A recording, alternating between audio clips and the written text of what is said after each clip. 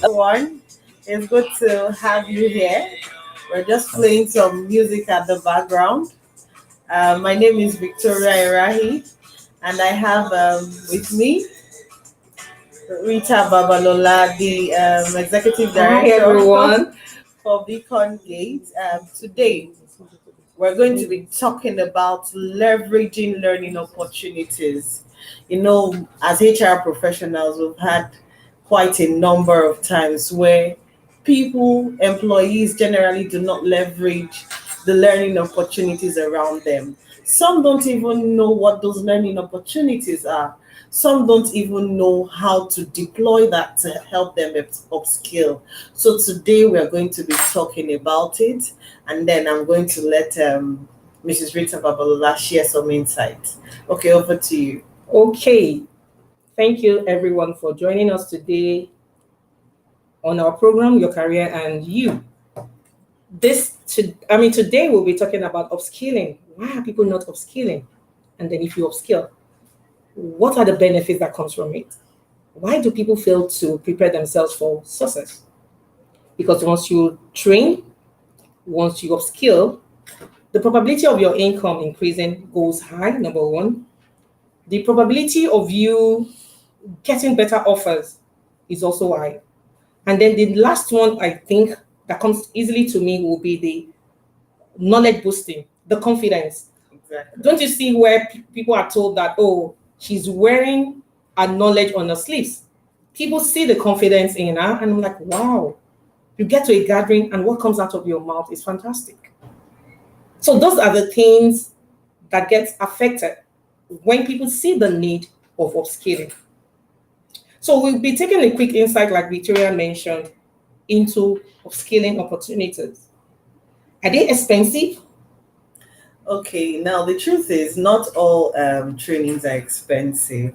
It all depends on what you're looking for. Okay. We thank God for the internet age, right? We'll call it the jet age, 21st century. We have access to a lot of platforms. We have access to a lot of materials. We have access to a lot of research work. We have access to a lot of content that can help us upskill. Now, it varies, it is subjective, right? For example, you want to take a technical training on, let's say, advanced Excel. Okay. You might pay a certain fee to a certain institute. But in other cases, you could go online, you could use YouTube, you could use Udemy, you could use Coursera, you could use Allison.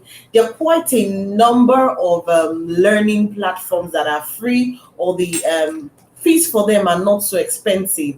And there's something happening lately in the HR space where we see various top leaders taking various trainings for free on a weekly basis. At least I know there's an HR platform that does training every Saturday and Sunday. So most of this training, not all of them are free. Sometimes some of them the expensive ones are industry specific. Maybe you need a certain skill in a certain profession at an advanced level. Then okay, we can say that okay, probably a particular institution is requesting for a particular fee. But truth be told, we have a lot of opportunities we can leverage on to learn and upskill ourselves. Okay, thank you, Victoria. Really, yeah. You've mentioned one of the top skills that people need to know about, the Excel training. Really, though, this kind of training, when you talk about tech, Excel, because I see it online most of the time, they're always talking about basic Excel training, intermediate Excel training, advanced Excel training. Are this really impactful on people's career journey? Yes, for me, no skill is lost truly. As an HR professional, of course, I am not an accountant in quote, or I am not a financial person. But of course, Excel has helped me with my reporting. It makes reporting easy. So yes, for my level, Excel has helped, and I'm sure with a whole lot of other employees, they have some attribution. They can say, okay, Excel have helped me in this level and on that level. Although we have different level, we have the basic, the intermediate, and the advanced. At my level, I might need the basic and the intermediate. At other people's level, they might need advanced one, Okay. especially for those in the financial industry and the finance profession. But yes, Excel is an important skill for all employees to have. Okay. So you can see you need to have that kind of training to be able to boost your career. Sometimes most employees just feel that they are not interested. I don't know mathematics. That's what people tell you. I don't want anything technical. I don't want all these things because I don't need them. But they forget the fact that no knowledge is lost. True. If it's not needed in year 1, year 2, I'm not talking about investment. You're entering into the job market. Yeah. Definitely, as you get advanced in your career, you'll be asked to do certain reports, just like you said. Exactly. Entry level people may not do that kind of report, but by the time you're getting to 5, 6 years, in fact, the other ones that I can think of when you're thinking about presentation skill, you're talking of ability to be able to, what do you call it now? Prepare PowerPoints. Okay, you manage a team. How have you been able to navigate this and let your employee know the worth of training? We know sometimes it is expensive. Times are hard. I wanted to buy some few stuff. Just ordinary egg in Nigeria now. A crate is like, yeah, it was like 4,000 something for a single crate of egg. Yeah. It used to be our go-to when we couldn't afford meat, but now it's the other you way buy around. Indomie, you put egg, you get home Indomie and egg. This egg now is looking it's a luxury. So now, how do you convince an employee that is earning a 150,000 to start parting away with money? Truly, what steps can employee take to improve their 2 basic ways that employee can use that same salary that is inadequate to pay for some of this training? Because I also know among us ladies, just look at this. We call those accessories, with extensions. Exactly. We are still earning 150, 200. We're buying those things. How do you have this kind of positive conversation with your team members to be able to know that they cannot afford to take chances or downplay the role of these training opportunities? Okay, first off is intentionality. Intentionality. Yes, you cannot get so far without being intentional about what you want to achieve. Now they said there's this popular saying that if you don't know your why, anything would bamboozle you. That's paraphrasing. Victoria is actually dropping it in. Okay, if you don't know your why, can I hear that again? If you don't know your why, anything would bamboozle you. This is a popular saying from Simon Sinek. Okay. And you need to know why you're doing something. For example, why am I in HR profession? Why am I not an accountant? Why am I not an economist? Why am I not a procurement specialist? Okay, I'm an HR professional. Do I just want to be at this level? Or I want to move up? And now if I am at this level, what are those skills that I need to excel at this level? So it is intentionality. Most employees are not intentional about their growth. Intentionality. Yeah, because you find out that someone is telling you, if my company is not sending me on training, I'm not going to go on training. I don't need my company to send me on training because I have an end goal. I must be the best version of myself at every point in time. So now bringing it down to my team, the first thing first is intentionality. Why are you in HR? Okay. What are you doing here? That would actually expose you to what you need to do to become a better person. Okay, I know my why. I am here because I want to make an impact through ensuring I optimize people, right? And how do I optimize people? People skill, interpersonal skills, good communication, good organizational skills. You must be good with recruitment. Recruitment comes with interviewing skills. Recruitment comes with the ability to create assessments. Recruitment comes with the ability to communicate and ask structured and unstructured questions for candidates per time. So how do I become better in this role? So I ensure that my team member understand their why. And another thing is, as a member of my team, you cannot afford to slack. First off, they are seeing it from me that I'm a go-getter. Yeah. I am the example you see. I am not telling you take a training where you're not, where I'm not taking training. Now, what we do in my team is that we leverage on various platforms. Okay. 2 weeks ago, we all took a training on project management. Okay. So we all did an assessment. So you will send your assessment score to the team. So I was the first person that sent my assessment score. I think I got between a 90 and 100%. So that prompted everybody to do the same. Although we all took the training, but there was an assessment that we all were to do. So I was asking, okay, you, what did you learn from this? You, what did you learn from this? We're all able to deploy that. And so now every member of the team, whenever they get an opportunity to see free trainings that we know will help us, we send it to the group and ensure that everyone is joining. So you're coming to the group to tell us, okay, what was the training about? Where do you think you can improve with this training? And of course, I also know my team members, those who have areas of skill gap, and I follow them in that regard. Okay, you can go to Allison. I tell them sometimes it's not all the trainings I pay for. You go to, and Allison is so beautiful. Not like I am trying to advertise them. Okay. Allison is so beautiful. You can take the training before you pay. But for some other platform, you pay a little fee and then you take the training. Okay. You go ahead to learn the skill. So that has helped us, to upskill ourselves. So the question was, how does she manage and get her team members interested in training? So I'll share a personal experience that I witnessed. Some time ago when we started Beacon Gate, we had a client that wanted us to recruit a safety HSE personnel or something. And I remember someone that has worked with me some time ago, and I remember that guy was extremely good. And during the course of the interview, honestly, we had rounded up.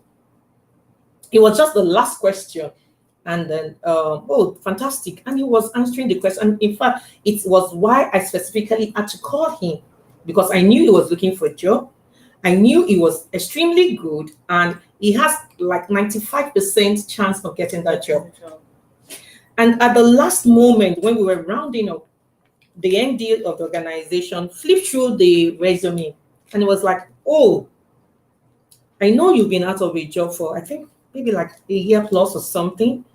And then he looked at, it was more than a year. So he looked at what he had and then said something like, oh, I can see since when you were with this organization, you took this training because, like when we're writing our resume, we'll say, oh, presentation skill, June 2022, this kind of stuff. He said, oh, so you mean you were in this organization for 4 years and they sent you on about, I can't remember the number of years of training.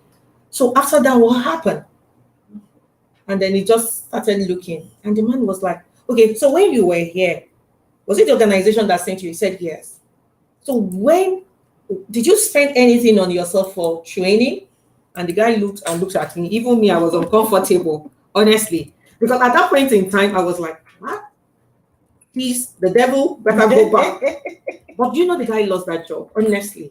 Of course, it shows that you're and not the man told him that in your personal growth. I want somebody that can actually take ownership of their career journey. So if it means that if you get here and we don't send you on training, how do you keep up with current trends? How do you keep up with innovations that have come on board? So if you don't practicalize it and get abreast of all this information, how then can I make you the head of safety? And truly, believe you me, that was how that guy lost that opportunity. So this brings me to the part of what you said earlier about intentionality. For most of us, we wake up every day, we go to work. We don't sometimes evaluate our career needs. We don't project ourselves like, in the next 2 to 3 years, where do I see myself? And that's why she said something about why. Why are you doing this particular job that you're doing? Where do you want to build your career? What do you want to be known for? A specialist? A generalist? Always simply, you just want to be floating. Because there is no career that won't take something out from you. From the money you are collecting as pay, you need to learn how to reinvent in yourself. If you don't reinvent in yourself, then that means you're not taking advantage of the opportunity that may come. We say preparation meets what? Opportunity. So let's assume there's an opportunity for growth or another level, and they just need one skill that maybe you were flipping through the phone and you saw it, and because you're looking at the cost and you just told yourself you cannot afford it. But for me, I tell people, even those ones that when they come doing interview, I'm like,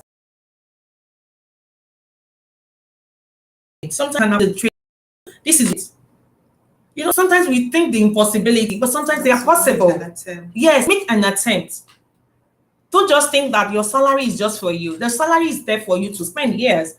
But a portion of it, like some people that are known for paying tithes, pay yourself. Yourself means that invest a certain portion, even if it's not every month. Do that every quarter. Do that biannually. But you must give something, and that something from your pay must be a percentage that you use to upskill. So, Victoria, I also want to say something. Can the passion or hunger for job titles make people desire or invest in themselves? Do you see that being like a motivator? Okay, it doesn't necessarily have to be just the job title. Okay. Sometimes you can want job title for the wrong reason, but it should motivate you, because you want to keep moving from level A to level B. I cannot say, for example, I'm an HR business partner and I want to become a consultant, and I don't have what it takes to be a consultant. Mm-hmm. So for me to want to become a consultant, I need to ensure that I upskill in some areas that being a consultant will require. So yes, you want to get promoted to a certain level. It is important you prepare yourself, not just wanting a title, because sometimes we've seen a whole lot of people wanting the title, wanting to get promoted, get there and become redundant. Yeah. Okay, now I'm now the head of department. You're now the head of No department. competence to back it up. No competence to back it up. Yeah. And we have seen cases where a junior person who is intentional about their growth continue to upskill themselves and will come and overtake the person who is the head of department, who never bothered to upskill themselves. They just wanted the title, I am the head of department. But head of department should not just wanting a title is another thing.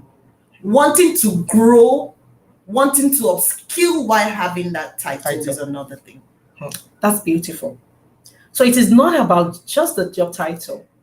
If you get to certain positions, like she said, you may not have the necessary competence, right? Yes. Or the technical skill to back up that position. So sometimes there was a time, and this will shock people. So if you're listening, I took a course on resume writing because I do interview a lot. I get like, when I'm reviewing resume with them, like, this is not done properly. Even makes sense of, okay, resume on board, builder, they're building templates there online for you. But I actually took a course on Sailor Academy. You can Google it. Sailor is Saylor. Resume writing. I actually took a course on it. Saylor Academy. I took their resume writing course. I don't need it. I'm not looking for any job anyway. But for me to also know that I have a certain competence in what I do. I'm a part owner of Beacon Gate. I can tell myself that I don't need it. I'm not looking for employment. So, but I had to upskill so that I have the confidence to talk. When people are saying something about resume writing, let me build like a mastery of my skill. And it was free. So people should learn how to take advantage of those things. So my advice for anyone listening to us right there is set yourself, evaluate your current skills. Once you evaluate your skills, see where there are gaps, right? Yeah. And then when you see the gaps, don't run away from them. Don't pretend that you just don't like it. Understand it. I was discussing with a member of my team yesterday. Okay, it was Victoria. And I was saying, while we were doing corporate brochure review, two of the team members didn't know how to use Canvas. And they said, they will approach Victoria. Victoria is an HR person. Okay, how did you get about into Canvas? Because I had to tell her that, Victoria, you and Tomiwa, one is going to take lead generation. How do you generate lead as a training? Victoria is very good with Canvas. Is it graphics? using it all the time. But that wasn't what she was doing about 4 years, 5 years ago. But just like I said in resume writing, I took a course. Victoria, what happened? Why are you a guru in this graphic, Canva stuff? Okay. What motivated you? You can see audience out there. This is an HR person. She's not into graphics. Okay. So tell us a little bit about why your main sojourn into Canvas. Yeah. Okay, so by virtue of my role, I interact with clients a lot, and we have to send a lot of proposals. We have to send a whole lot of things, and I realized that at some point we were always reaching out to external people to assist with the graphical part of maybe our proposals and all that. And I realized that our proposal were not looking as good as it should, and I'm always waiting on someone to assist me with the Canva, and of course the person would do it within their time. I'm the only one who understands the urgency of what I needed, so I had to take the initiative of the Canva is not even expensive, right? So I used someone's platform that was a paid platform because I wanted it to expose me to maybe the premium and features and all of that. Although there are other platforms you can use for your graphics, you can use for your proposals, especially with the advent of AI. But I chose Canva. So actually, I know the person was very good with Canva. So I told the person that this is the document I wanted to create. I wanted to create this document for me while I watch everything you're doing. So I watched the person create the document. I deleted it.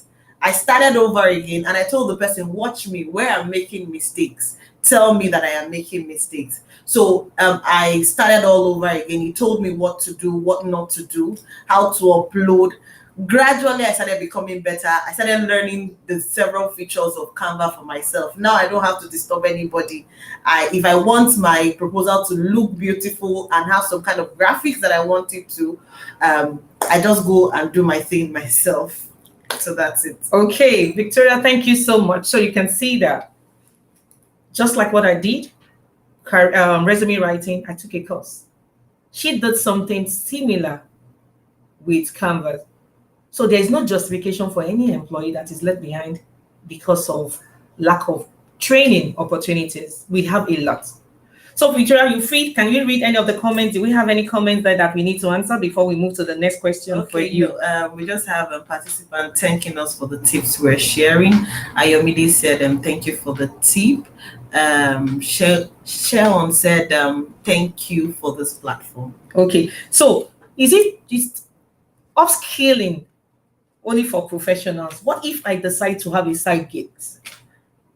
Would it help me to earn money on the side? And you know we're talking about Indomie and egg, Indomie and sausage. By the time you combine those things, but now to get a packet of all these things, crate of egg, is expensive. Aside working, what other things like a skill that I can learn that can monetize? Okay. Because let's not be talking about careers all the time, because some of these things, some people sit down at the comfort of their home. Would you tell them that they must be an employee? What if they want to do something else? Okay. Is training okay for them? Is upskilling okay for them? What do you think? Okay, upskilling is not for professionals alone. There is no book written anywhere that said, you must be working in the confines of an office. For example, these Canva skills, people are using it in the confines of their home, and they are making good money from having good graphical designs. Now we have the advent of AI. I see a lot of people using AI pictures. There are a lot of AI tools just in your house. I remember I was with someone some days ago, and they needed to make a video for their organization. And so the boss was saying, let's go to the office, let's make a video, let's do this. And the person said, we don't need to go to the office to do the video. With learning a particular AI tool, I will just get the voice of this person. I get the voice of this person. I use their picture, and that is it. We don't need to use that stress. So now, if you're maybe a videographer, that is a skill that is very good for you. For those who are into photography, a lot of AI tools are there for you in the confines of your house, and you'll be making your money. People are reaching out to you. Kindly assist us with this picture. Kindly assist us with these videos, especially in this era of content making. people are making a whole lot of money. You will see maybe like a graduate or someone who just have 2 years experience, and they tell you, oh, I have a YouTube account and I am making so much money. We have a lot. The most important thing is, whatever your hands find to do, ensure you improve on what your hands find to do. You don't have to be in the four walls of an office. We've seen people who are food critic. They just come to your restaurant and then they critique your food, and then they put it on their social media page. We see organizations calling them to come and critique their food. Yeah. So there are several skills, but whatever it is you are doing, ensure to improve. Whether it is cooking, you're cooking for people, whether you're cleaning shoes, there's always something new for you to learn. Okay, thank you, Victoria. We can see sometimes this training opportunities, learning, ability to learn, transit, whether you're working as an employee or you don't even have a job. The thing is, learn to upskill, go for trainings, improve yourself, learn to be conscious or intentional about your learning, your career, your business. You don't wait to be sent on training before you invest in yourself. And you don't even, do you know the way this online thing has been structured? You can always do one part, rest. Flexible. Yeah. Do them in piecemeal, right? Yes. Do them in piecemeal. And then you'll be able to do other things. True. So sometimes we forget all these things and think it's just about work, work, work, work, work. But aside work, you must learn to do what? Yeah. Improve yourself. Okay, so some months, no, I think maybe last year, I don't have my journal in here. I took a course on Coursera, and it was on personal branding, blah, blah, blah stuff. And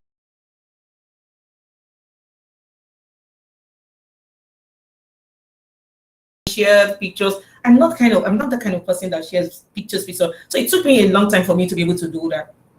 But the whole essence is, when it now became glaring that I needed to put out videos, because for almost a year, my pictures on LinkedIn, it was non-existent.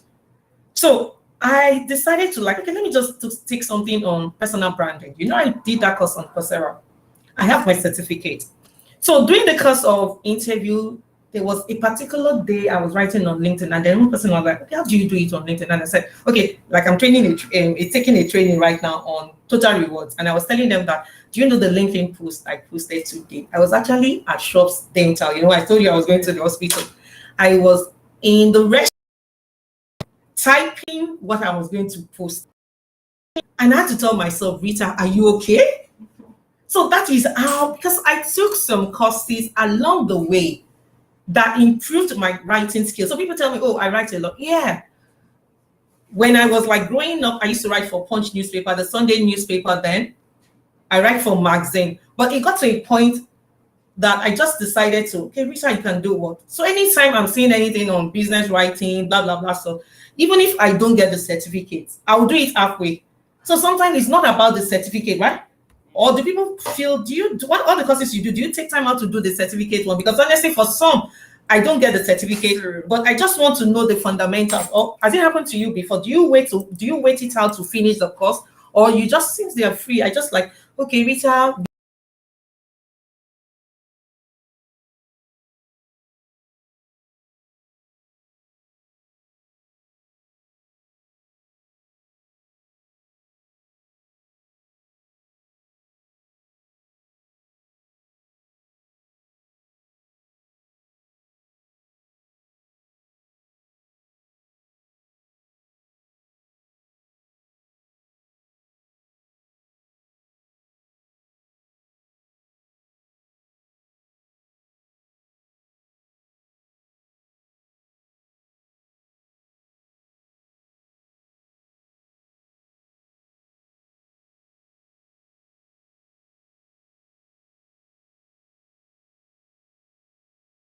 Do not pursue certificates. Certifications are good, but ensure that you're using it to upskill yourself. Someone asked me that because I was taking a personal effectiveness training with the clients last week, and one of them asked me, Are you saying that we should not take training all the time? And I said, first off, what is the reason you're taking The training? training, yeah. Purpose. What is the reason you're taking training? I said, once you take training one, ensure you start seeing ROI on training one. That means return on investment. It does not have to be 100%, but you have started taking steps. If, for example, maybe in report writing, there are always errors, and I took a course on report writing, at least in 2 to 3 months, we should see some level of improvement. You have not improved on your report writing. You're going to take another business skills training. You're going to take another You're not doing anything with it. You just want to have a pile up of list of certificates in your resume or your CV to say, make it no, take a training, ensure that you're utilizing it in your profession or your daily life, as the case may be. We're not negating certifications. Certifications are fantastic. They back up your experience, of course. It is good to have a certificate, but please go for the skill, go for the training. Of course, a certificate will come at the end of the day, but don't just gather it and keep it under your table. Go for the training itself and ensure that you impute it into your daily life so you can start seeing improvement. That's fantastic. It brings me to this point where sometimes when you're doing interview, and it happens to most of us, our HR professionals, really. And I think the CIPM and other professional bodies need to do better than that. When they do these certificate courses or certification courses, they should try to put like a bit of internship for those ones that have not processed it, so that it's not just theory. Because what is the use of having 6 years experience and then telling us that you are an associate and then you cannot even design or even one of the functional components of HR?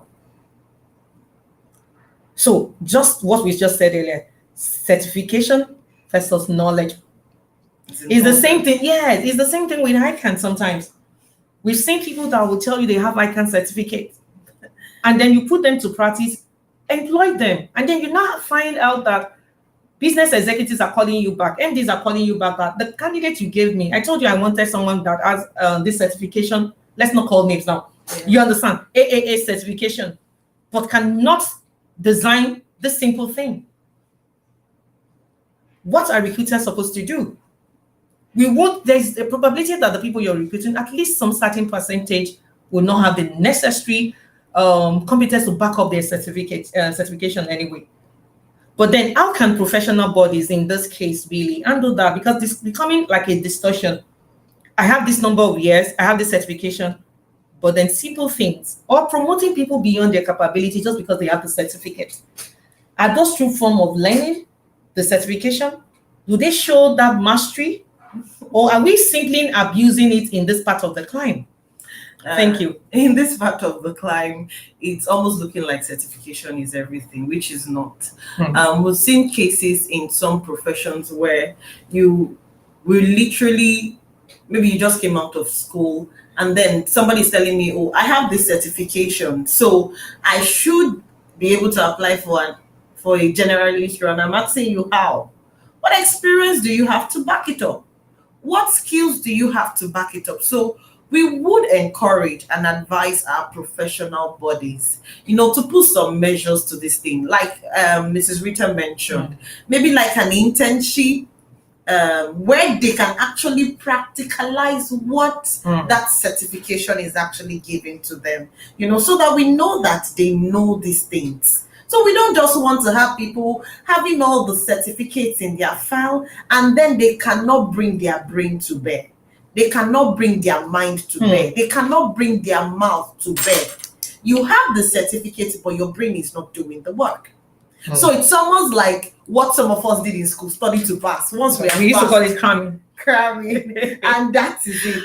And then they are coming to flash it on your face. I have the certification. I have this certification. I should be able to take you through ABC in this profession. Your certification is to back up your experience. So you are not going to get certification to back up your experience. Okay. You're not going to get it as a standalone and not do anything. So we want to encourage our professional bodies. If possible, there are some other certifications I know. Before you are even given the certificate, you go through a process of interviews. There's a phase of interviews, but I know that some of them are international certification. So that we are not just giving you this certificate and then you go to your office and do something else. And then we have some others that your license can be revoked. Yeah, that's it. Your license can be revoked. That's it. If they get a certain level of report from you. But in some certification bodies in our climb, it's not like that. Once you get it, and It's that's for life. it. No. Let there be a form of renewal. You go for interviews. Okay, what have you been able to do? What have you been able to achieve? Which reference can we back it up? Can we contact your employer or put you to test? Let's say, for example, in HR, can you do competency framework? Can you do recruitment end-to-end 360? What are your leadership? Ask some questions, and then we will be able to tinker with their brain to know, do these people really deserve this certificate, or they should go back and take another training? So we would encourage them to put some form of measures so that the certification thing is not abused. Okay, thank you, Victoria. That was quite a good point. So there's a particular one some time ago, I think it was in 2022. A lady approached me in church. I used to see her, and then when she came to meet me, she said, "Oh, the pastor said you should take me through presentation skill and communication skill." And I looked at the person and I said, "Oh, what is it? Why do you need it?" She said, "I own a school." And I said, "Geez." I couldn't say the G's outside. You understand? I was shocked. She was like, "Do you know that when we're having parents teachers meeting?" Yeah. Okay. So when we're having parents teachers meeting, that I struggle to talk. It's my school. And I can't talk without thinking. I'm always afraid that I have to give it to the head teacher. And I'm like, wow. And I said, you can't really. And truly, at that age, and I said, okay, so how did you come about creating a school? She said, oh, she started with a daycare. And then because it's like a new location, all these extreme places, then people started dropping kids. And then it now became like some parents come late from work, it now turned to tutoring, like lessons and things, help them with their homework. And then she started with school. That's how she started. And before you know it, 4 or 5 years down the line, it turned into a nursery and kindergarten stuff. But then just look at the predicament she has found herself. In what way would this have been prevented? So please, viewers out there, I need to take an excuse. Victoria will round it up, but she's going to take us what could have been different about that lady's life, because I have an internal training and I need to go. So see you next 2 weeks. Bye. I hand you over completely to Victoria. Take care. Yeah, thank you so much. Okay, so now it all brings us back to the why. Why do you want to do something? Because when you have your why, when you understand your why, you would be able to say, okay, I am doing this because of the impact I want to make. And now, how do I ensure that impact? Your why leads to the how, the where, the when. So for this lady, you interact with parents. It should have come naturally to say, oh, I know I have it. I need to interact with parents.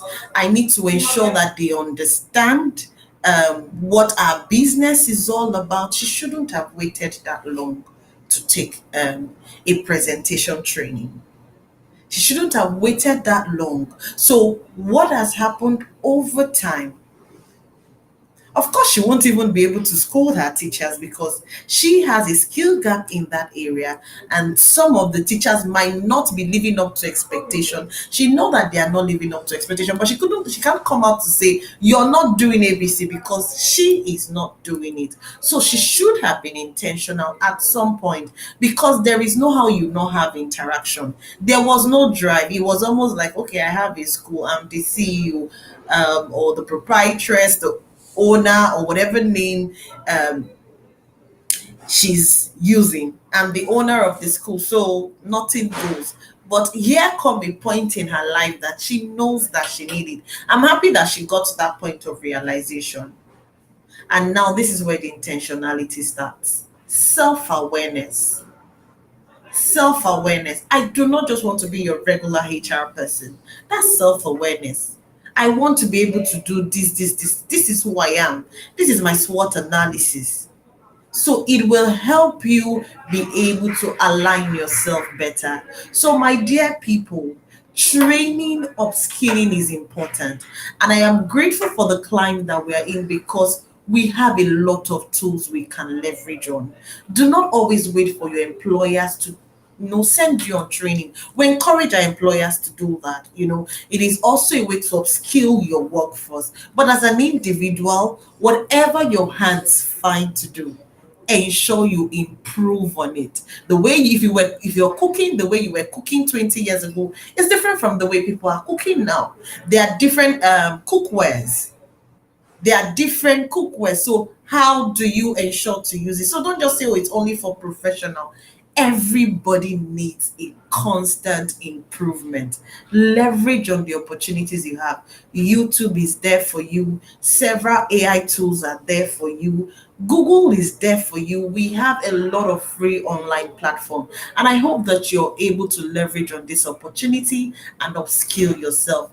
Until we meet again on our next LinkedIn Live, see you and thank you for joining us. Bye.